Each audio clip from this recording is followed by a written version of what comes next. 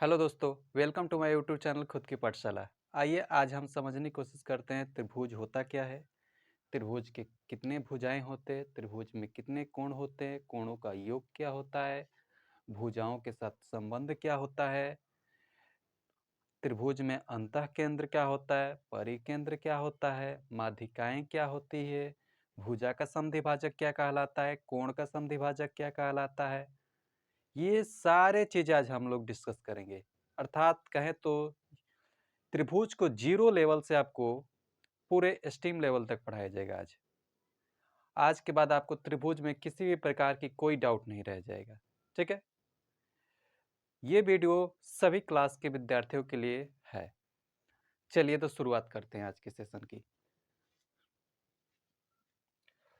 चलिए तो हमारा पहला टॉपिक है त्रिभुज।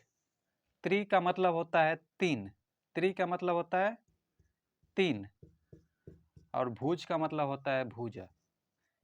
अर्थात तीन भुजाओं से घिरी हुई आकृति त्रिभुज कहलाती है। तीन भुजाओं से घिरी हुई आकृति त्रिभुज कहलाती है।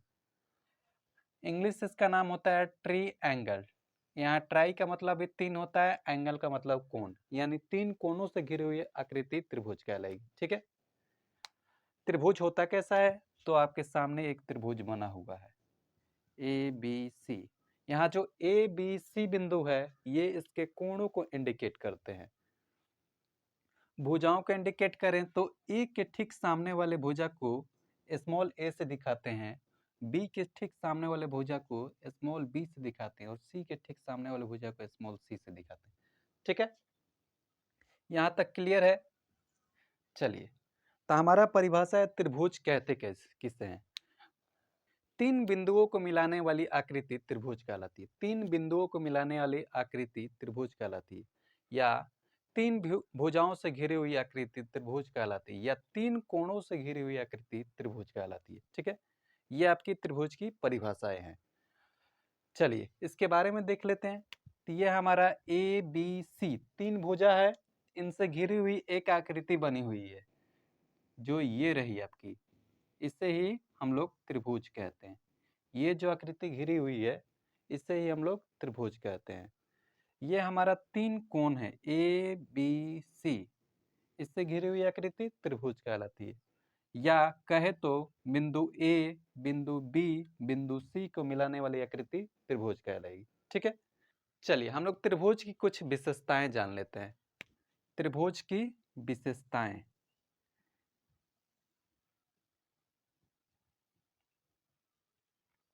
त्रिभुज की विशेषताएं ये है कि इनके कोण जो होते हैं, चाहे त्रिभुज किसी भी आकृति का हो, त्रिभुज चाहे किसी भी आकृति का हो, इनके कोण का योग हमेशा 180 डिग्री ही होता है। त्रिभुज चाहे किसी भी आकृति का हो, इनके कोणों का योग हमेशा 180 डिग्री ही होता है। इनके कोणों का योग हमेशा 180 डिग्री ही होता है, चाहे त्रिभुज जैसा भी हो, चाहे वो जिस भी एंगल से बना हो, लेकिन उनके कोणों का योग हमेशा 180 डिग्री ही होता है। ठीक है, इस फैक्ट को हमेशा याद रखिएगा, त्रिभुज के कोणों का योग हमेशा 180 डिग्री ही होता है। मान लेते हैं ये त्रिभुज ए बी सी है, तो आपसे कोई पूछ दे कोण ए प्लस कोण बी प्लस कोण सी का वैल्यू कितना होगा, तो आप हमेशा 180 डिग्री ही मानिएगा। अगर इन कोणों में से किसी दो का वैल्यू दे दिया हो और तीसरा का वैल्यू पूछ रहा हो, अगर इन कोणों में से किसी दो का वैल्यू दे दिया हो और तीसरा का वैल्यू पूछ रहा हो, तो हम लोग क्या करेंगे, इन दोनों को जोड़कर 180 में से घटा लेंगे। 60 50 कितना होता है जी? तो 110 डिग्री होता है। 110 डिग्री, 110 डिग्री को 180 में से घटाने पर कितना बचेगा जी? तो बचेगा 70 डिग्री, यानी इस कोण का मान 70 डिग्री होगा। कोणों, तीनों कोणों का योग हमेशा 180 डिग्री ही होना चाहिए। अगला पॉइंट हम लोग देखते हैं। अगला पॉइंट है हमारा, त्रिभुज में बाह्य कोण क्या होते हैं, अंतः कोण क्या होते हैं। तो बाह्य कोण मतलब त्रिभुज के कोई भी एक भुजा पकड़ के उसे आगे बढ़ा देना। ठीक है, मान लेते हैं त्रिभुज डी ई एफ में एक ई एफ भुजा को पकड़ के मैंने P बिंदु तक बढ़ा दिया, तो यहाँ पे जो कोण बनेगा इस कोण को ही हम बाह्य कोण कहते हैं, इस कोण को ही हम बाह्य कोण कहते हैं। ठीक है, इसी कोण को हम बाह्य कोण कहेंगे। ठीक है, बाह्य कोण का योग कितना होता है जी? तो बाह्य कोण का योग जो होता है अंतः दो कोणों के योग के बराबर होता है, अंतः दो कोणों के योग के बराबर होता है। यानी ये वाला कोण और ये वाला कोण का योग कितना जितना होगा वही इस कोण का वैल्यू होगा। ठीक है, यदि मान लीजिए इस कोण का वैल्यू 30 डिग्री दिया हो, इस कोण का वैल्यू मान लीजिए 60 डिग्री दिया हो, तो इस कोण का वैल्यू कितना होगा? 90 डिग्री होगा। ठीक है, और हम लोग एक चीज और जान लीजिए, किसी भी रेखा के एक साइड पूरे 180 डिग्री का कोण बनता है, किसी भी रेखा के एक साइड पूरे 180 डिग्री का कोण बनता है। तो ये जो रेखा है ईपी, ईपी रेखा पर एक बिंदु है, एक रेखा और डल गई है जिसका नाम डीएफ है, और एक साइड इसका 90 डिग्री कोण बन रहा है, तो दूसरा साइड भी 90 डिग्री ही कोण बनेगा। ठीक है, तो 90 जोड़ेंगे तभी तो 180 डिग्री होगा, तो 90 + 90 180 हो गया। तो ये तो हमारा एक रेखा की तरह से ही सुटेबल है। क्या हम देखते हैं त्रिभुज के अंदर भी वो सुटेबल है? त्रिभुज में भी सभी कोणों का योग कितना होता है? तो 180 डिग्री होता है। देख लेते हैं, 90 + 30 122 120 120 + 60 यानी 180, यानी ये हमारा बिल्कुल सही है। केवल बाह्य कोण यही नहीं हो सकता, बाह्य कोण और भी त्रिभुज में हो सकते हैं। देखिए, ये हमने एक और त्रिभुज बना दिया, इसमें बाह्य कोण इस तरफ बढ़ा लेते हैं, तो ये हमारा बाह्य कोण हो गया। अब इस कोण का योग इन दोनों कोणों के बराबर होगा। जिस कोण से ये सटा हुआ कोण रहेगा उस कोण को छोड़ के अन्य दो को ले लेंगे।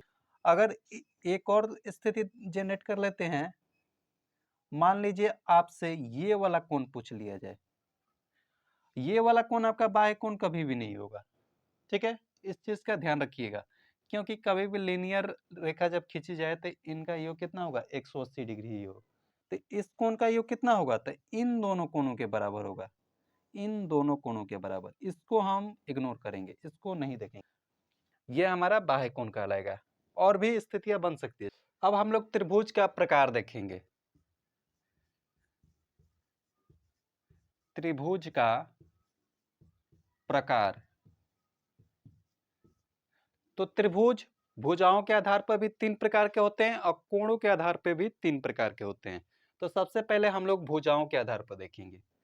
भुजाओं के आधार पर, भुजाओं के आधार पर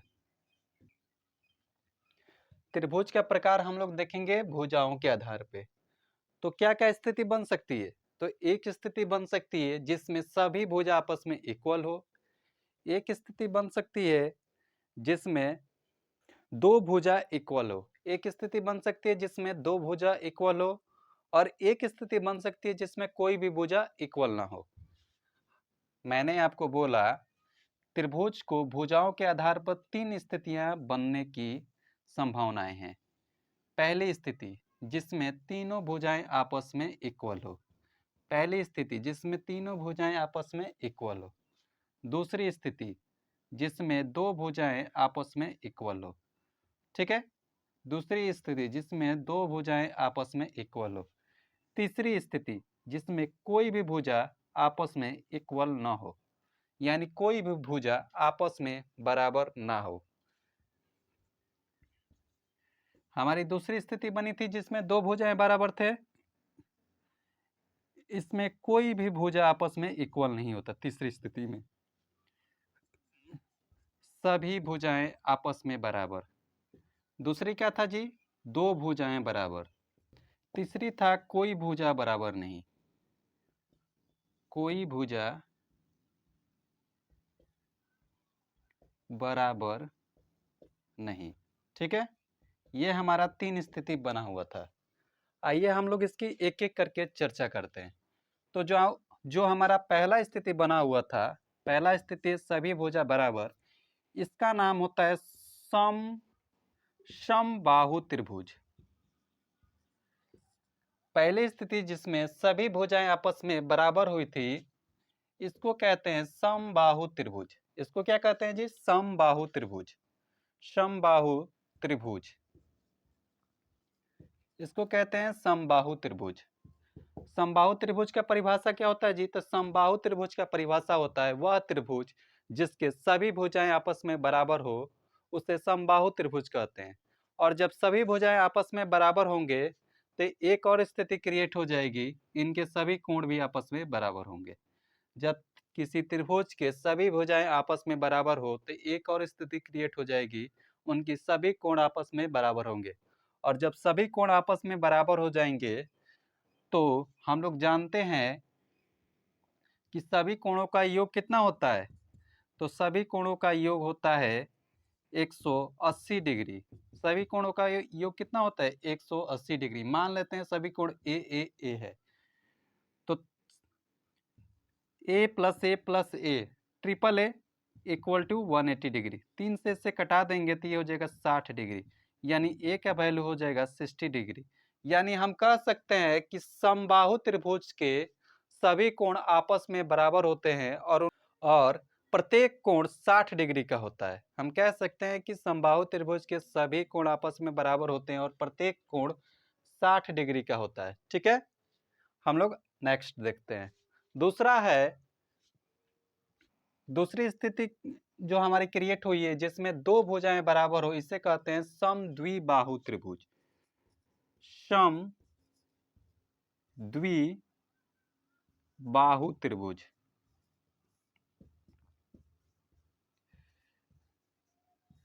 देखिए नाम से ही पकड़ लीजिएगा, सम का मतलब होता है बराबर, सम का मतलब होता है बराबर, और बाहु का मतलब होता है भुजा।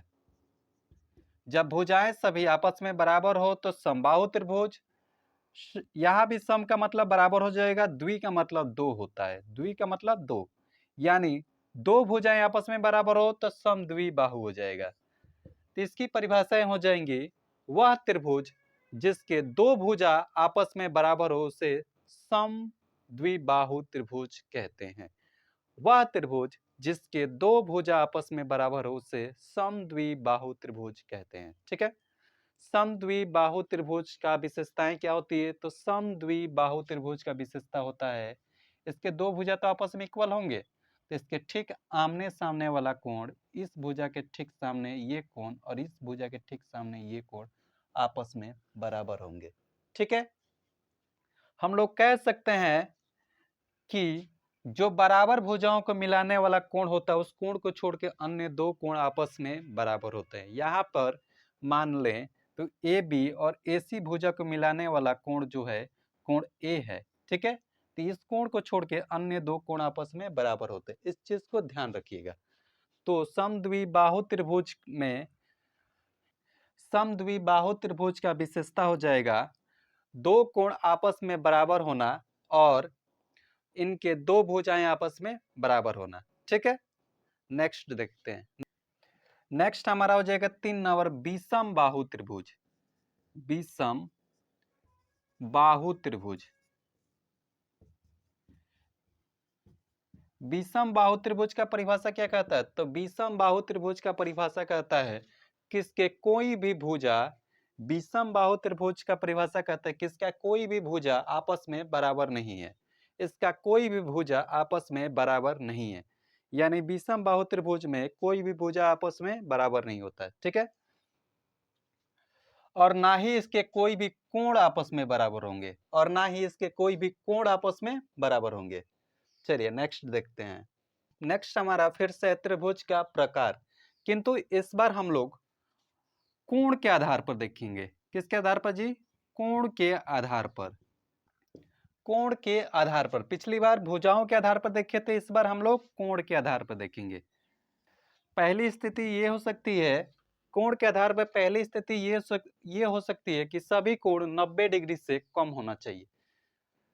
त्रिभुज के सभी कोण 90 डिग्री से कम होना चाहिए। पहली स्थिति क्या क्रिएट हो रही है कि त्रिभुज के सभी कोण 90 डिग्री से कम होना चाहिए। दूसरी स्थिति हमारा ये क्रिएट हो रही है कि एक कोण 90 डिग्री का हो, एक कोण 90 डिग्री का हो, ये 90 डिग्री का साइन होता है, इस चीज को ध्यान रखिएगा। ठीक है, एक कोण 90 डिग्री का हो। तीसरी स्थिति हमारा क्या क्रिएट होती है? तीसरी स्थिति हमारा क्रिएट होती है कि इसमें से एक कोण जो है 90 डिग्री से अधिक होना चाहिए। यानी त्रिभुज का एक कोण 90 डिग्री से अधिक होना चाहिए। त्रिभुज का एक कोण 90 डिग्री से अधिक होना चाहिए। A B C. कोण के आधार पर भी 3 स्थितियां क्रिएट होती है। पहली स्थिति, प्रत्येक कोण 90 डिग्री से कम होना चाहिए। दूसरी स्थिति, एक कोण 90 डिग्री का होना ही चाहिए। तीसरी स्थिति, एक कोण 90 डिग्री से अधिक होना चाहिए। ठीक है, आइए हम लोग इसका नाम क्या देते हैं। तो पहली स्थिति क्या है, सभी कोण 90 डिग्री से कम होना चाहिए। सभी कोण 90 डिग्री से कम होना चाहिए, लिख देते हैं सभी कोण 90 डिग्री से कम। दूसरी स्थिति था एक कोण 90 डिग्री के होना चाहिए। तीसरी स्थिति, एक कोण 90 डिग्री से बड़ा होना चाहिए। एक कोण 90 डिग्री से बड़ा होना चाहिए। चलिए तो हम लोग अपना आरंभ करते हैं। पहली स्थिति है सभी कोण 90 डिग्री से कम होना चाहिए। इसका नाम होता है न्यून कोण त्रिभुज। न्यून कोण त्रिभुज। न्यून का हिंदी क्या होता है जी, तो न्यून का हिंदी होता है छोटा। न्यून का हिंदी होता है छोटा। यानी सभी कोण 90 डिग्री से छोटा होना चाहिए। न्यून कोण त्रिभुज। इसकी परिभाषाएं क्या होती है, वह त्रिभुज जिसके प्रत्येक कोण 90 डिग्री से कम हो उसे न्यून कोण त्रिभुज कहते हैं।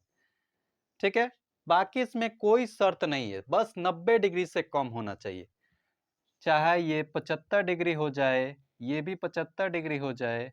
जब ये दोनों 75 हो गए तो 150 डिग्री हो गए, तो इस कोण का मान कितना होगा, 30 डिग्री।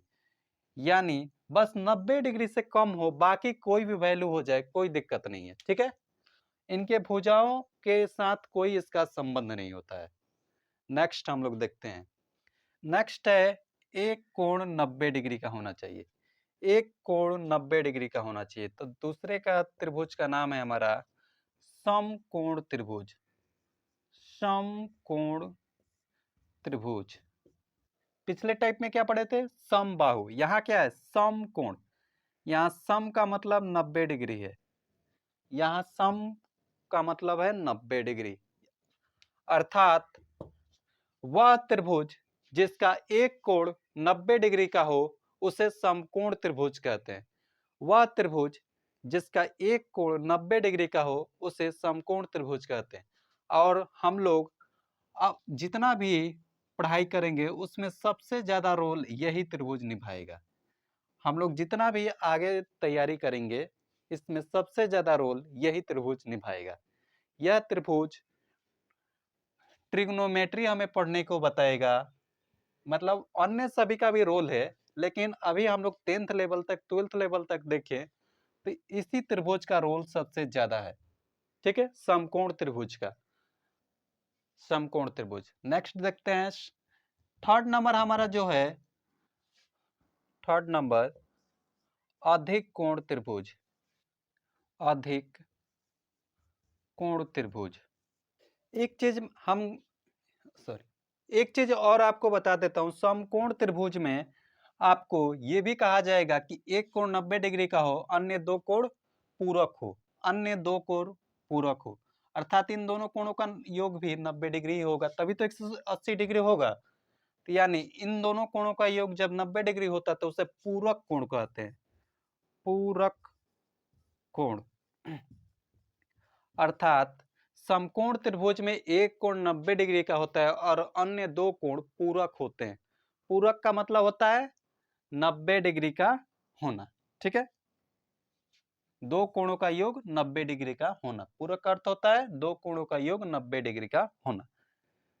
अगला है हमारा अधिक कोण त्रिभुज। अधिक कोण त्रिभुज क्या कहता है जी, तो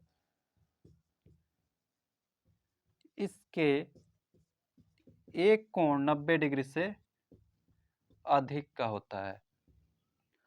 अधिक कोण त्रिभुज, अधिक कोण त्रिभुज का परिभाषा होता है इसके एक कोण जो होता है 90 डिग्री से अधिक होता है। ठीक है, तो हमारा कोण के आधार पे परिभाषाएं क्लियर हो गया और भुजाओं के आधार पे भी क्लियर हो गया। फिर से एक बार आपको रिवाइज करा देता हूं। पहला था हमारा भुजाओं के आधार पर समबाहु त्रिभुज। समबाहु त्रिभुज में क्या होता है जी, तो समबाहु त्रिभुज में प्रत्येक कोण आपस में इक्वल होते हैं और प्रत्येक भुजा भी आपस में इक्वल होता है। प्रत्येक कोण आपस में इक्वल होते हैं और प्रत्येक भुजा भी आपस में इक्वल होता है। दूसरा है हमारा समद्विबाहु त्रिभुज। समद्विबाहु त्रिभुज में क्या होता है, तो समद्विबाहु त्रिभुज में दो भुजाएं आपस में बराबर होते हैं और दो कोण भी आपस में इक्वल होता है। ठीक है, तीसरा था हमारा विषम बाहु त्रिभुज। विषम बाहु त्रिभुज में होता है कि कोई भी भुजा आपस में इक्वल नहीं होता है और ना ही कोई भी कोण आपस में इक्वल होते हैं। ठीक है, तीसरा है हम कोण के आधार पर क्या है जी, तो कोण के आधार पर है पहला है हमारा न्यून कोण जिसमें प्रत्येक कोण 90 डिग्री से कम हो। दूसरा है हमारा सम कोण जिसमें एक कोण 90 डिग्री का हो। तीसरा है हमारा अधिक कोण जिसमें प्रत्येक कोण 90 डिग्री से अधिक हो। इस त्रिभुज को आप हमेशा याद रखिएगा, समकोण। समकोण के बारे में हम लोग आगे भी डिस्कस करेंगे। ठीक है, आगे बढ़ते हैं। अब हम लोग पढ़ेंगे त्रिभुज की विशेषताएं। त्रिभुज की विशेषताएं। त्रिभुज कहते किसे है जी, तो तीन भुजाओं से घिरी हुई आकृति को त्रिभुज कहते हैं। ठीक है, अब इनकी विशेषताएं क्या है, तो हम लोग पहला लिखेंगे। हमारा पहला विशेषता में पॉइंट हो जाएगा कोण समद्विभाजक। हमारा पहला विशेषता हो जाएगा कि कोण समद्विभाजक। कोण समद्विभाजक, सबके नाम से सारे चीजें क्लियर हो जाएंगे। कोण समद्विभाजक, कोण का मतलब एंगल होता है। ठीक है, कोण किसे कहते हैं जी, तो दो रेखाओं से घिरी हुई जो स्पेस होता है उसे ही कोण कहते हैं। ठीक है, दो रेखाओं से घिरी हुई जो जगह होता है उसे ही कोण कहते हैं। जैसे मान ले ए बी सी, ये कोई त्रिभुज है, इसमें ए बी रेखा और एसी रेखा से घिरी हुई आकृति जो स्पेस ये है, इसी को कोण कहते हैं। इसमें क्या कह रहा है, कोण सम, सम का मतलब बराबर, सम का मतलब बराबर, द्वि यानी दो, द्वि यानी दो, भाजक यानी बांटना, भाजक यानी बांटना। नाम से ही सारी चीज स्पष्ट करते चलिए, नहीं तो फिर याद करते रह जाइएगा, कभी नहीं याद होगा। पहला हमारा क्या है, कोण समद्विभाजक, यानी कोण को बराबर, यानी कोण को दो बराबर भागों में बांटने वाला, यानी कोण को दो बराबर भागों में बांटने वाला। यानी मान लेते हैं कोण एक को कोई रेखा यहाँ डी है, इसको दो बराबर भागों में बांट रही है, यानी इस कोण का मान और इस कोण का मान आपस में बराबर है, तो ये कोण समद्विभाजक कहलाएगा। ये कोण एक को बांटने वाला रेखा, यानी कोण एक को दो बराबर भागों में बांटने वाला रेखा एडी कोण समद्विभाजक कहलाएगा। ठीक है, किसी त्रिभुज में कोण समद्विभाजक कितने हो सकते हैं, तो किसी त्रिभुज में कोण समद्विभाजक तीन हो सकते हैं। कोण बी को भी तो कोई बांटने वाला आ सकता है, कोण सी को भी तो कोई बांटने वाला आ सकता है। यानी किसी भी त्रिभुज में कोण समद्विभाजक तीन संभव हैं। ठीक है, कोण समद्विभाजक क्या करते हैं, तो अपने जिस कोण से वो आरंभ होते हैं उस कोण को दो बराबर भागों में काटते हैं।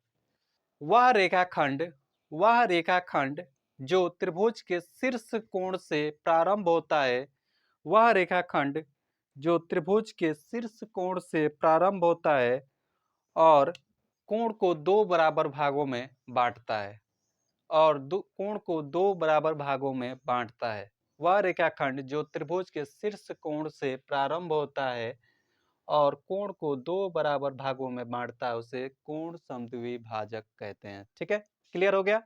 दूसरा पॉइंट देखते हैं, भुजा का लंब समद्विभाजक। दूसरा पॉइंट है भुजा का लंब समद्विभाजक। चलिए अब हम लोग समझते हैं भुजा का लंब समद्विभाजक क्या होता है। तो फिर से मैं एक आकृति बनाता हूं लंब समद्विभाजक समझने के लिए। सबसे पहले इसके नाम को डिफाइन कर लेते हैं। भुजा का लंब समद्विभाजक। द्वि यानी दो, भाजक यानी भाग देना या बांटना, ठीक है। सम यानी बराबर, लंब यानी 90 डिग्री का कोण बनाना। लंब यानी 90 डिग्री का कोण बनाना। अगर आपको कहीं लिखा मिल जाए कि ए बी रेखा AC पर लंब है, ए बी रेखा AC पर, ये ए बी रेखा AC पर लंब है, अर्थात यहाँ ये 90 डिग्री का कोण बनाती है। तो लंब समद्विभाजक का मतलब होता है सामने वाले भुजा के साथ वो 90 डिग्री का कोण बनाती है, ठीक है। इसने कहा क्या है, भुजा का लंब समद्विभाजक। भुजा का लंब समद्विभाजक यानी शीर्ष से कोई एक रेखा ऐसा है जो भुजा को दो बराबर भाग जो भुजा को वह रेखाखंड जो शीर्ष से प्रारंभ होता है, वह रेखाखंड जो शीर्ष से प्रारंभ होता है और भुजा को दो बराबर भागों में बांटता है, साथ में 90 डिग्री का कोण भी बनाता है, तो वह भुजा का लंब समद्विभाजक होता है। इस साइड 90 डिग्री का मतलब है कि इस साइड भी 90 डिग्री का ही होगा, क्योंकि 90 90 180 डिग्री, और हम लोग जानते हैं किसी भी रेखा के एक साइड 180 डिग्री का कोण बनता है, ठीक है। और यहां से इसको कोई बिंदु डाल दे, मान लीजिए डी पॉइंट, तो DB बराबर हमारा हो जाएगा DC, यानी यहाँ से यहाँ तक की दूरी और यहाँ से यहाँ तक की दूरी हमेशा इक्वल ही होगी, यानी यह 4 हो तो ये भी 4 ही होगा। अब ये संभव किस किस त्रिभुज में है, तो ये संभव आप लोग सटीकता से इस चीज को लिख लीजिएगा, ये संभव सिर्फ दो ही त्रिभुज में है। कौन कौन से जी, तो ये संभव है जो लंब समद्विभाजक है, ये समबाहु त्रिभुज में संभव है। समबाहु त्रिभुज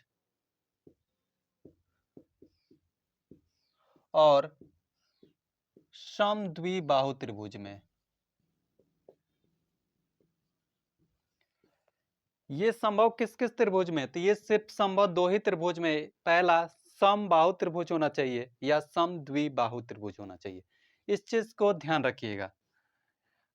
जब आपको कहीं भी शर्त में कह दे कि कोई शीर्ष से निकला हुआ रेखाखंड, प्रारंभ हुआ रेखाखंड आधार पर लंब है और समद्विभाजक भी है, तो आप सीधा अपने दिमाग में ला लीजिएगा कि यहाँ दो ही त्रिभुज संभव है। पहला समबाहु त्रिभुज, दूसरा समद्विबाहु त्रिभुज। तो हम लोग ज्यादा करके इसी त्रिभुज को मान के चलेंगे, क्योंकि समबाहु त्रिभुज को समद्विबाहु त्रिभुज भी कह सकते हैं, ठीक है। समबाहु त्रिभुज को समद्विबाहु त्रिभुज भी कह सकते हैं। तो यहाँ पे आपको कोई भी ऑपरेशन करना पड़े, यानी कुछ निकालने की बात आ जाए, तो आप समद्विबाहु त्रिभुज मानकर और उससे बनाना प्रारंभ कर देंगे, ठीक है।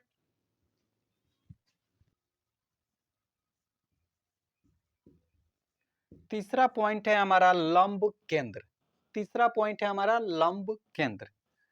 लंब केंद्र क्या होता है जी, तो लंब केंद्र वह रेखाखंड होता है जो त्रिभुज के भुजाओं के साथ 90 डिग्री का कोण बनाता है। और लंब केंद्र वह बिंदु होता है जहां त्रिभुज के अभिलंब आपस में मिलते हैं। लंब केंद्र वह बिंदु होता है जहां त्रिभुज के अभिलंब आपस में मिलते हैं। हम लोग देख लेते हैं त्रिभुज का अभिलंब कहाँ मिलते हैं, तो हम लोग एक त्रिभुज बना लेते हैं, ठीक है। ये हमारा एक त्रिभुज हो गया। त्रिभुज के शीर्षों से डाला गया भुजा पर 90 डिग्री का कोण अभिलंब कहलाता है। त्रिभुज के शीर्ष से प्रारंभ हुआ और भुजा के साथ 90 डिग्री का कोण बनाने वाले रेखाखंड को अभिलंब कहते हैं। त्रिभुज के शीर्ष से प्रारंभ हुआ और भुजा के साथ 90 डिग्री के कोण बनाने वाले रेखाखंड को अभिलंब कहते हैं। और ये तीनों रेखाखंड जिस बिंदु पर मिलते हैं, ये तीनों रेखाखंड जिस बिंदु पर मिलते हैं उसे लंब केंद्र कहते हैं, उसे लंब केंद्र कहते हैं। ये चीजें आपको 10th में पढ़ने को मिल जाएगा, 9th में भी शायद मिल जाएगा। ठीक है, लंब केंद्र क्या होता है जी, तो ये परीक्षा में पूछ लेता है कई बार, इसलिए इस चीज को ध्यान रखिएगा। त्रिभुज के शीर्ष से प्रारंभ हुआ भुजा के साथ 90 डिग्री का कोण बनाने वाला रेखाखंड जिस बिंदु पर आपस में काटता है उसे ही अभिलंब केंद्र कहते हैं। लंब केंद्र उसे ही लंब केंद्र कहते हैं।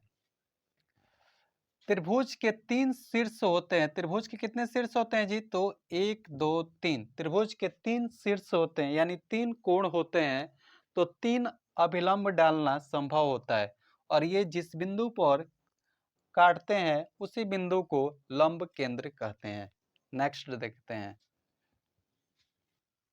चौथा हमारा पॉइंट है केंद्रक। चौथा हमारा पॉइंट है केंद्रक। केंद्रक क्या होता है, तो किसी भी त्रिभुज के माध्यिकाएं, माध्यिका का मतलब होता है शीर्ष से प्रारंभ हुआ वह रेखाखंड जो भुजा को 2 बराबर भागों में काटता है उसे माध्यिका कहते हैं। त्रिभुज के शीर्ष से प्रारंभ हुआ वह रेखाखंड जो भुजा को 2 बराबर भागों में काटता है उसे माध्यिका कहते हैं। शीर्ष से प्रारंभ हुआ एक रेखाखंड होता है जो भुजाओं को 2 बराबर भागों में बांटता है। माध्यिका शीर्ष से प्रारंभ हुआ एक रेखाखंड होता है जो भुजाओं को 2 बराबर भागों में बांटता है। यहाँ पर ए शीर्ष से प्रारंभ हुआ एडी रेखाखंड है जो बीसी को 2 बराबर भागों में काट रहा है, यानी बीडी बराबर डीसी। ठीक है, उसी तरह से कह सकते हैं बी से प्रारंभ हुआ कोई एक रेखाखंड है बीई जो एसी भुजा को 2 बराबर भागों में काट रहा है, यानी एई बराबर ईसी। उसी तरह से इसका भी नामकरण कर सकते हैं। ठीक है, और इनके मिलान बिंदु को ही केंद्रक कहते हैं। ठीक है, इनके मिलान बिंदु को ही केंद्रक कहते हैं। चलिए नेक्स्ट पॉइंट है हमारा अंतः केंद्र। नेक्स्ट पॉइंट है हमारा अंतः केंद्र। अंतः केंद्र, सबको ध्यान रखिएगा। अंतः केंद्र, अंतः केंद्र क्या होता है जी, तो अंतः केंद्र होता है त्रिभुज के कोणों का समद्विभाजक। त्रिभुज के कोणों का समद्विभाजक जिस बिंदु पर मिलते हैं वह अंतः केंद्र कहलाता है। त्रिभुज के कोणों का समद्विभाजक जिस बिंदु पर मिलते हैं वह अंतः केंद्र कहलाता है।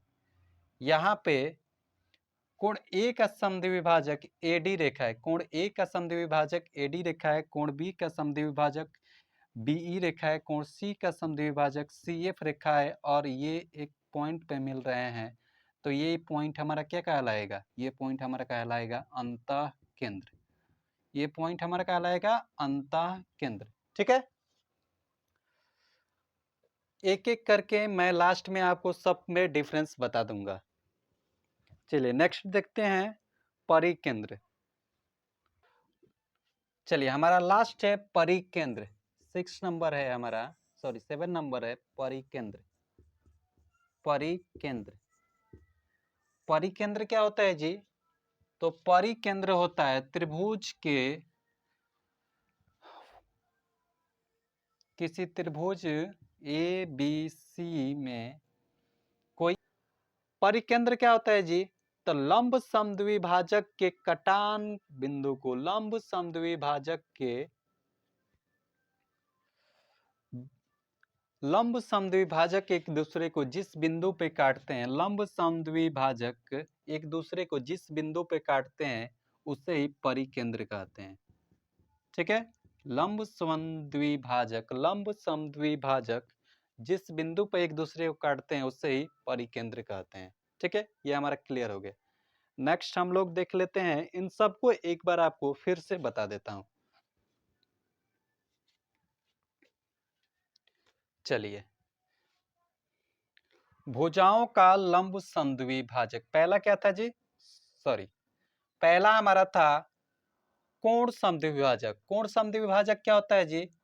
तो शीर्ष से प्रारंभ हुआ वह रेखाखंड जो कोण को दो बराबर भागों में बांट दे, कोण को दो बराबर भागों में बांट दे, उसे ही लंब समद्विभाजक कहते हैं। दूसरा है भुजा का लंब समद्विभाजक। भुजाओं का लंब समद्विभाजक क्या होता है? तो वह रेखाखंड जो शीर्ष से प्रारंभ हो और भुजाओं को दो बराबर भागों में काटे और साथ में भुजाओं के साथ 90 डिग्री का कोण भी बनाए। ठीक है। तीसरा है हमारा लंब केंद्र। लंब केंद्र क्या होता है जी? तो शीर्ष से प्रारंभ हुआ वह रेखाखंड जो भुजाओं के साथ 90 डिग्री का कोण बनाता है, उसके कटान बिंदु को ही लंब केंद्र कहते हैं। उसके कटान बिंदु को ही लंब केंद्र कहते हैं। तीसरा है केंद्रक। केंद्रक क्या होता है जी? तो माध्यिकाओं के कटान बिंदु को केंद्रक कहते हैं। माध्यिकाओं के कटान बिंदु को केंद्रक कहते हैं। माध्यिका क्या होता है? तो भुजा को दो बराबर भागों में काटने वाले बिंदु रेखा को माध्यिका कहते हैं। ठीक है। तीसरा हमारा है अंतः केंद्र। तीसरा हमारा है अंतः केंद्र। अंतः केंद्र क्या होता है? तो त्रिभुज के कोण समद्विभाजक, त्रिभुज के कोण समद्विभाजक जिस बिंदु पर मिलते हैं उसे ही अंतः केंद्र कहते हैं।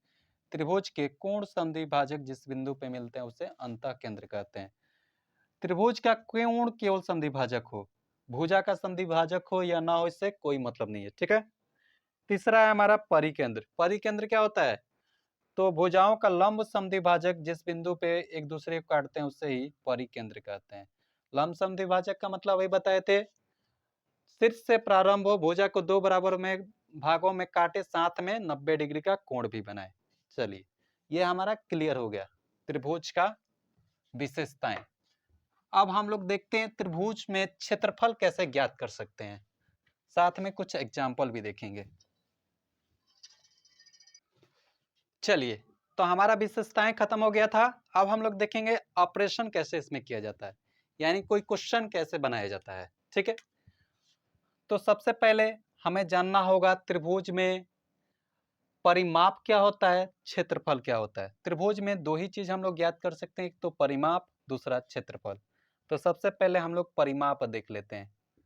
परिमाप, परिमाप क्या होता है जी? तो त्रिभुज के तीनों भुजाओं के, त्रिभुज के तीनों भुजाओं के लंबाई का योग परिमाप कहलाता है। मान लीजिए ये ए बी सी कोई त्रिभुज है, इसके भुजाओं का लंबाई 10, 11, 12, 10, 11, 12 सेंटीमीटर में है, तो इसका योग जो होगा वही हमारा परिमाप कहलाएगा। भुजाओं के, त्रिभुज के तीनों भुजाओं का योग क्या कहलाता है? परिमाप। तो यहाँ हमारा परिमाप कितना हो जाएगा? तो 10, 12, 22, 22 और 11, 33। परिमाप कितना होगा? 33। यानी भुजाओं का सिर्फ योग जोड़ देना ही परिमाप कहलाता है। तीसरा है हमारा क्षेत्रफल। क्षेत्रफल क्या होता है जी? तो कोई भी त्रिभुज कितना क्षेत्र घेर रहा है वही हमारा क्षेत्रफल कहलाता है।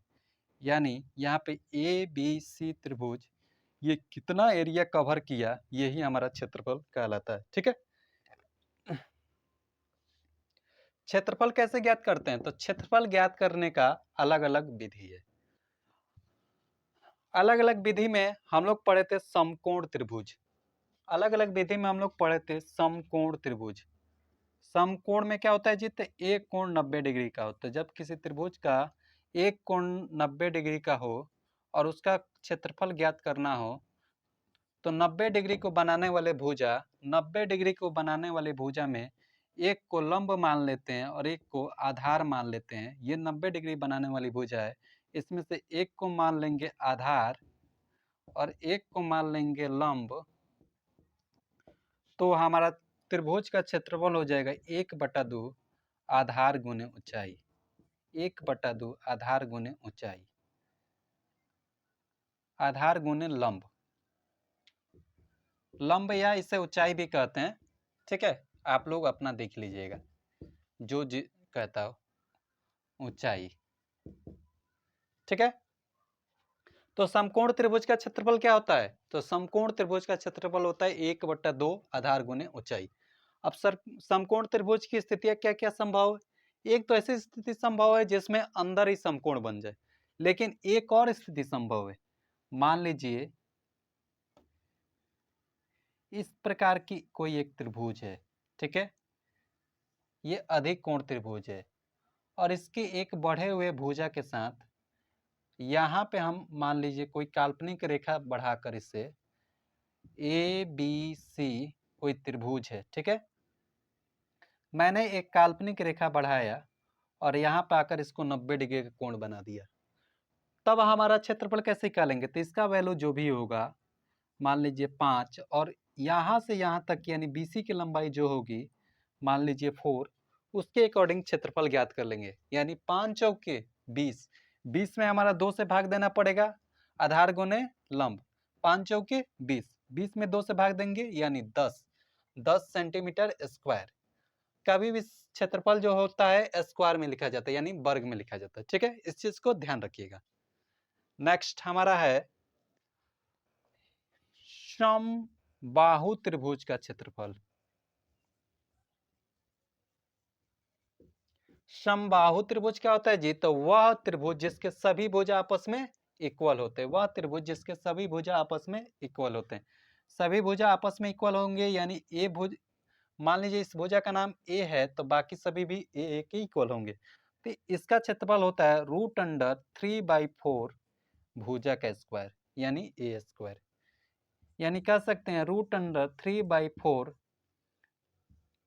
भुजा स्क्वायर, √3/4 भुजा स्क्वायर। ये किस में लागू होता है? तो ये लागू होता है समबाहु त्रिभुज में। ये वाला किस में लागू होता है? 1/2 आधार गुने ऊंचाई, तो ये लागू होता है समकोण त्रिभुज में, ठीक है। एक और तरीका है क्षेत्रफल ज्ञात करने का, वो तरीका क्या है? तो वह तरीका है, थोड़ा सा मिटा देता हूं। त्रिभुज का क्षेत्रफल ज्ञात करने के लिए एक और सूत्र होता है जिसे कहते हैं हीरोन का सूत्र। हीरोन का सूत्र, इसमें क्या होता है जी? तो इसमें हम लोग अर्ध परिमाप पहले त्रिभुज का ज्ञात करते हैं। अर्ध परिमाप, अर्ध का मतलब क्या होता है? अर्ध का मतलब होता है आधा, आधा का मतलब 2 से भाग दे देना किसी भी चीज में, ठीक है। अर्ध परिमाप को इस से सूचित करते हैं।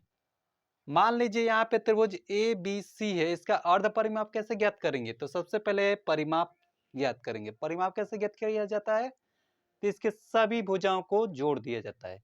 तो 3 4 5, 3 + 4 + 5 कितना होता है जी? और भाग किससे देंगे? 2 से देंगे। क्यों देंगे जी? तो 2 से इसलिए भाग देंगे क्योंकि हमें अर्ध परिमाप ज्ञात करना है यानी आधा ज्ञात करना है। 3 और 4 कितना होता है? 7 हो जाएगा। 7 और 5 12, 12 में 2 से भाग दे देंगे, कितना आएगा? 6 आ जाएगा, ठीक है। अब हीरोन का हमारा सूत्र क्या होता है? हीरोन का सूत्र होता है √S - S into S - A S - B S - C। ये हमारा क्षेत्रफल ज्ञात करने का हीरोन का सूत्र है। ये सभी त्रिभुज में लागू होता है, ठीक है। यहाँ एस तो समझ में आ रहा है कि अर्ध परिमाप है, ठीक है। एबीसी क्या है? तो एबीसी हमारा भुजा का लंबाई है। एबीसी क्या है? भुजा का लंबाई है। चलिए तो हम लोग इसे ज्ञात करने की कोशिश करते हैं। कैसे ज्ञात करेंगे? तो इसका वैल्यू कितना आया है? इसका वैल्यू हमारा आया है 6। 6 ए का, इस भुजा को ए, इसको बी, इसको सी मान लेते हैं, ठीक है। ए का मान कितना? 3 है। S minus sorry 6 - 3, S minus यानी 6 - 3, ठीक है। दूसरा क्या है? 4 है, तो एस यानी 6, 6 - 4, ठीक है। तीसरा भुजा का लंबाई कितना है? 5 है, तो एस माइनस सॉरी 6 - 5, ठीक है। अब हम लोग आगे इसका सोल्यूशन करेंगे। इस 6 को 6 ही रहने देते हैं। 6 में से 3 गया 3, कोष्ठ हटा दिए, गुणा में लिख दिए, ठीक है। यहाँ कुछ नहीं है चिन्ह तो गुणा है, ठीक है। फिर यहाँ भी कुछ नहीं चिन्ह है तो गुणा है। 6 में से 4 गया 2, गुणा, फिर 6 में से 5 गया यानी 1। अब देखिए ये क्या आ गया? रूट से हम लोग कभी भी किसी संख्या को निकालने के लिए क्या करते हैं, उसके जोड़ा बनाते हैं और उसमें से एक संख्या निकाल देते हैं। तो इस 6 को हम लोग तोड़ते हैं, तो 3 दूनी 6 होता है, तो 2 गुणे 3 हो जाएगा, या 3 गुणे 2, ठीक है, गुणे 3 गुणे 2। 2 3 कहाँ से लिखे थे, इस 6 को तोड़े थे, ठीक है, और पहले से 3 और 2 था, उतार दिए। एक को लिखे या ना लिखे कोई फर्क नहीं पड़ता है। देख रहे हैं यहाँ 2 3 है, एगो 2 गो, इसमें से एक 3 बाहर निकाल देंगे रूट से। उसी तरह से यहाँ 2 गो 2 है, 1 2, तो इसमें से 1 2 बाहर निकाल देंगे, तो हमारा हो जाएगा 3 गुणे 2, यानी 3 दूनी 6 सेंटीमीटर स्क्वायर हमारा क्षेत्रफल आ गया। ठीक है, मुझे उम्मीद है आप सभी को सभी चीजें बहुत अच्छे से समझ में आया होगा। हम लोग को त्रिभुज में अभी भी बहुत कुछ होते हैं, हम लोग फिर कभी अगले वीडियो में डिस्कस करेंगे। चलिए, जय हिंद दोस्तों, थैंक यू फॉर वॉचिंग।